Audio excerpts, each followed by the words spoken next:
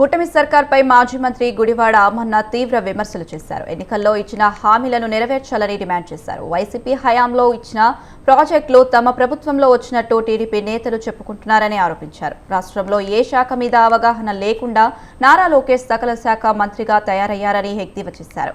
15 ఏళ్ల సీఎంగా ఉండి ఉత్తరాంధ్రకు చంద్రబాబు ఏం చేశారో చెప్పాలని గుడివాడ అమర్నాథ్ డిమాండ్ చేశారు.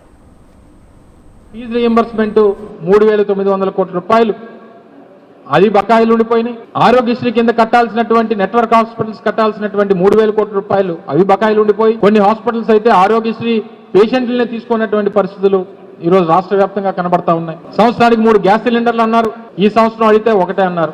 ఉచితంగా మహిళలకి బస్సు ఫ్రీ అన్నారు, మొన్న అడిగితే సంక్రాంతి అన్నారు, ఈ రోజు పేపర్లో చూస్తే ఉగాది అంటా ఉన్నారు.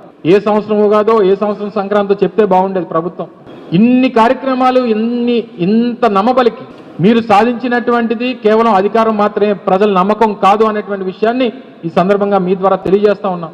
మేము మొదట్లో చెప్పాం 6 నెలల సమయం ఇస్తాం, ప్రతిపక్షంగా మా పాత్ర పోషిస్తాం, ప్రజల పక్షాన పోరాటం చేస్తాం, మీరు ఏదైతే హామీలు ఇచ్చారో హామీలు నిలబెట్టుకునేటువంటి దిశగా మీ మీద ఒత్తిడి తీసుకొని వస్తాం అని చెప్పి ఏదైతే ఎన్నికలు ఫలితాలు వచ్చిన తర్వాత చెప్పామో దాని ప్రకారం ఈరోజు పోరాటాలు మెల్లమెల్లగా ప్రభుత్వం